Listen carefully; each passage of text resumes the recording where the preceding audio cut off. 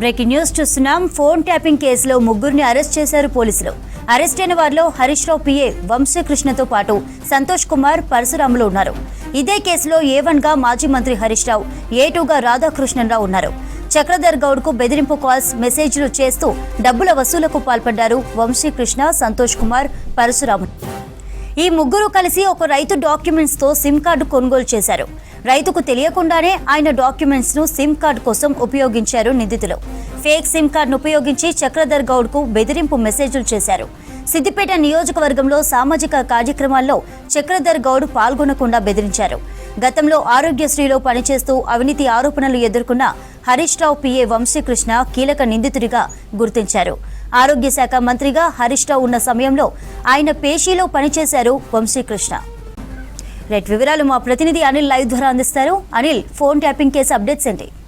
చంద్రిక, తన phone tapping చేశారంటూ సిద్దిపేటకు చెందినటువంటి ఒక వ్యాపారస్తుడు చక్రధర్ గౌడ్ గత ఏడాది డిసెంబర్ 3న అటు పంజాగుట్ట పోలీస్ స్టేషన్లో ఫిర్యాదు చేశాడు. సో విచారణ నిమిత్తం పోలీసులు ఈ దర్యాప్తునైతే వేగవంతం చేశారు. సో ఈ ఫోన్ ట్యాపింగ్లో మాత్రం చాలా కీలకమైనటువంటి పరిణామం చోటు చేసుకుందని చెప్పవచ్చు. గత ప్రభుత్వం ఆరోగ్య శాఖ మంత్రిగా ఉన్నటువంటి శ్రీ తన్నీరు హరీష్ రావుకు సంబంధించినటువంటి పిఏ, తర్వాత అతని డ్రైవరు, దానికి సంబంధించినటువంటి ముగ్గురు వ్యక్తులను కూడా పోలీసులు అరెస్టు చేసి రిమాండ్ విధించారు. ముఖ్యంగా గత ప్రభుత్వంలో చాలా వరకు ఈ ఫోన్ ట్యాపింగ్ కేసులో ఇప్పటివరకు ఎన్నో అక్రమాలు కూడా జరిగాయంటూ ఆరోపణలు ఉన్నాయి. సిద్దిపేట జిల్లాకు చెందినటువంటి చక్రధర్ గౌడ్ పంజాగుట్ట పోలీసులో ఫిర్యాదు చేయగానే పోలీసులు చాలా దర్యాప్తును కూడా వేగవంతం చేశారు. దీనికి సంబంధించి గత ప్రభుత్వంలో ఒక రైతుకు సంబంధించినటువంటి గుర్తింపు కార్డు రైతుకు తెలియకుండానే సిద్దిపేట జిల్లాకు సంబంధించినటువంటి ఒక కమ్యూనికేషన్ నిర్వాహకుడు సంతోష్ కుమార్ అనేటువంటి వ్యక్తి హరీష్ రావు యొక్క డ్రైవర్ పరశురామ్ సహాయంతో ఒక రైతుకు సంబంధించినటువంటి గుర్తింపు కార్డు ద్వారా సిమ్ము తీసుకొని ఎన్నో అక్రమాలకు పాల్పడ్డారంటూ అతను ఫిర్యాదులో పేర్కొన్నాడు. అదేవిధంగా అతడు సిద్దిపేట జిల్లాలో ఎక్కడ కూడా సామాజిక మాధ్యమాల్లో పాల్గొనకుండా కూడా బెదిరింపులు పాల్పడ్డారంటూ చెప్తున్నారు. ఇక ఈ ముగ్గురికి సంబంధించినటువంటి వ్యక్తుల్లో వంశీకృష్ణ అతను కూడా గతంలో సిద్దిపేట జిల్లాలో కూడా ఆరోగ్యశ్రీకి సంబంధించినటువంటి డిపార్ట్మెంట్లో పనిచేశాడు. తర్వాత ఇక్కడ అప్పుడు ఏదైతే ఆరోగ్య శాఖ మంత్రిగా ఉన్నటువంటి హరీష్ రావు పేషీలో కూడా పనిచేసి ఎన్నో అక్రమాలకు పాల్పడ్డారంటూ కూడా చెప్తున్నారు. సో ఈ ముగ్గురు కలిసి కూడా చక్రధర్ గౌడ్ మీద చాలా వరకు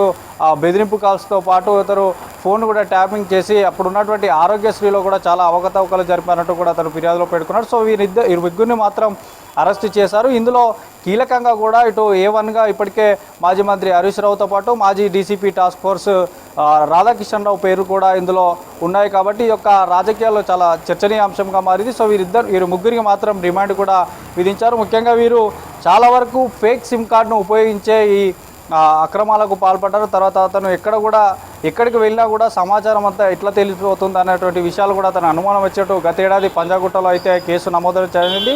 తర్వాత పోలీసులు కూడా దీంట్లో సెక్షన్ 66 ఐటీ సమాచార సాంకేతిక దాని మీద కూడా సమాచార సాంకేతిక విచారణ చట్టం కింద పోలీసులు కూడా ఈ విచారణ చేపట్టి వీరు ముగ్గురిని మాత్రం అరెస్ట్ చేసి రిమాండ్ విధించారు. సో రానున్న రోజుల్లో ఇంకా కూడా ఈ కేసుకు సంబంధించి ఇంకెవరైనా ప్రమేయం ఉందా అనేటువంటి విషయాలను కూడా చాలా లోతుగా దర్యాప్తు చేసేటువంటి అవకాశం ఉంటుంది. ఇంకా ఈ ఫోన్ ట్యాపింగ్ కేసులో కూడా గత బీఆర్ఎస్ ప్రభుత్వంలో చాలా వరకు ఇప్పటి వరకు చాలామంది ప్రతినిధులను కూడా అటు జూబ్లీహిల్స్ పోలీస్ స్టేషన్లో కూడా విచారించారు. చాలా మాజీ ఎమ్మెల్యేలను కూడా విచారించారు. అసలు గతంలో జరిగినటువంటి ఏదైతే ఉమ్మడి నల్గొండ జిల్లాకు సంబంధించినటువంటి మునుగోడు ఉప ఎన్నికల సందర్భంలో కూడా చాలా వరకు ఈ ఫోన్ ట్యాపింగ్ విషయాలు బయటకు వచ్చాయి.